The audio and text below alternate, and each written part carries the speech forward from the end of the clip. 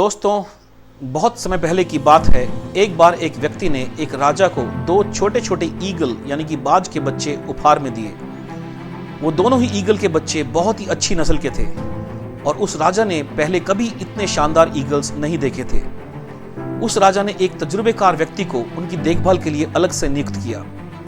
कुछ महीनों बाद उस राजा ने उन ईगल्स को देखने की इच्छा प्रकट की और उस व्यक्ति के पास गया जो उनकी देखभाल करता था। राजा ने देखा कि वो दोनों ईगल्स काफी बड़े हो चुके थे और पहले से ज्यादा शानदार लग रहे थे। राजा ने उस व्यक्ति से कहा, अब मैं इन्हें उड़ता हुआ देखना चाहता हूं। उस व्यक्ति ने उन ईगल्स को उड़ने का इशारा किया और उस इशारे को समझकर दोनों ईगल्स ने उड़ना शुरू किया। उनमें से एक ईगल तो कुछ ही समय में आसमां की बुलंदियों को छूने लगा, परंतु दूसरे ईगल ने बहुत ही छोटी उड़ान भरी और फिर से उसी टहनी पर आ बैठा जहां पहले बैठा था। यह देख राजा को अजीब सा लगा और राजा ने पूछा, ऐसा क्यों है? एक ईगल विशालकाय उड़ान भरता है और दूसरा इतनी छोटी।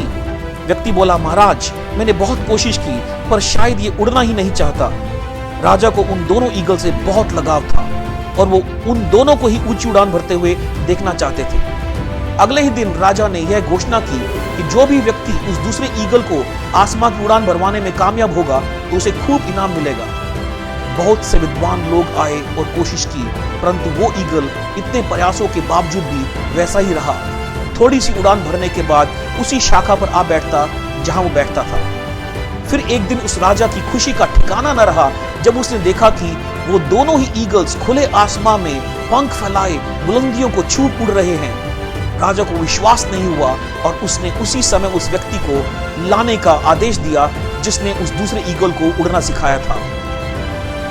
अगले ही दिन वो व्यक्ति राजा के दरबार में आया। राजा ने उसे बहुत सारे सोने के सिक्के देकर के पुरस्कृत किया और पूछा कि वो ये काम कैसे कर पाया जिसे इतने सिद्ध महापुरुष और विद्वान न कर सके। वो व्यक्ति बोला, महाराज, मैं एक साधारण किसान हूं।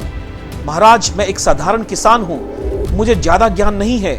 मैंने तो सिर्फ उस डाल को ही काट डाला था जिस पर वो ईगल बैठता था, और जब उस ईगल को वो डाली नहीं मिली जिस पर उसे बैठने की आदत थी तो वह स्वयं ही अपने साथी के साथ उड़ने लगा। दोस्तों, इसी डाली की तरह हम भी अपने कंफर्ट जोन में रहते हैं। हमारे अंदर जो असीम एनर्जी, स्किल्स, टैलेंट या पैशन है उनको हम भरपूर इस्तेमाल नहीं करते और अपने ही अंदर कमियों को निकालने लगते हैं या फिर बाहर के लोगों या परिस्थितियों को दोष देने लगते हैं और अपने कंफर्ट जोन में रहकर अपने सपनों को ही दफन कर देते हैं। इसलिए संघर्ष करो और आगे बढ़ो। दोस्तों, कहते हैं, हार को हराना है तो खुद को मेहनत से जोड़ना होगा। हार को हराना है तो खुद को मेहनत से जोड़ना होगा और छूनी है अगर आसमां की बुलंदियां, छूनी है अगर आसमां की बुलंदियां तो कंफर्ट जोन को छोड़ना होगा, कंफर्ट जोन को छोड़ना होगा। जय हिंद।